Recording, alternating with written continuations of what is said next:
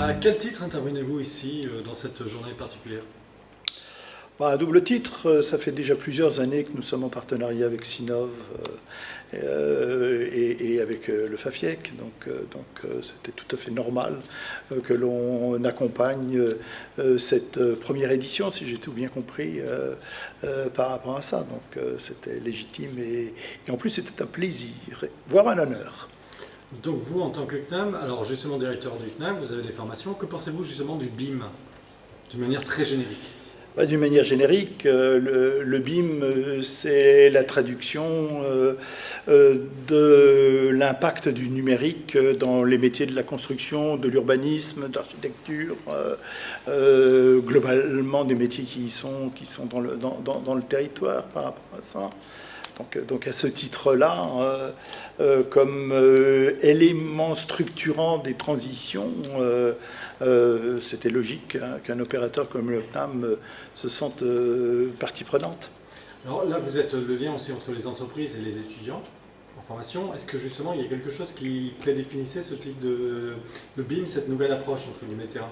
Est-ce que vous avez ressenti dans les formations ou il y a eu des demandes des entreprises pour faire des formations, ou c'est des formations qui ont poussé vers les entreprises pour aller au BIM?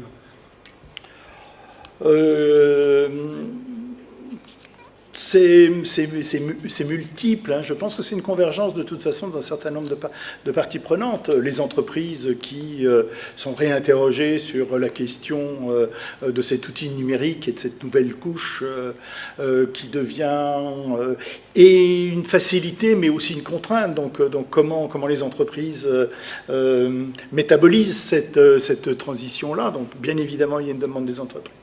Il y a une demande des jeunes aussi, il y a une demande des individus qui savent très très bien que leur métier d'aujourd'hui ou leur métier de demain va être fortement impacté par ces éléments que sont le numérique par rapport à ça.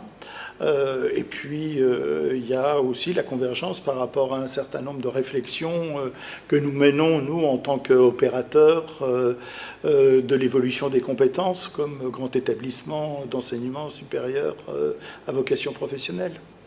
D'accord. Un dernier mot sur cette journée, l'organisation, les témoignages que vous avez entendus. Voilà, quel est votre ressenti? J'étais pas là toute la journée, donc je vais être honnête par rapport à ça. J'ai été là sur les 2 dernières tables rondes de cet après-midi. Je l'ai dit dans ma prise de parole tout à l'heure, j'ai appris plein de choses. Et ça m'a conforté dans mon analyse qui était il faut décloisonner les métiers, il faut décloisonner les champs disciplinaires, il faut avoir des approches systémiques. C'est bien l'enjeu que nous nous sommes donnés, nous, au niveau du CNAM.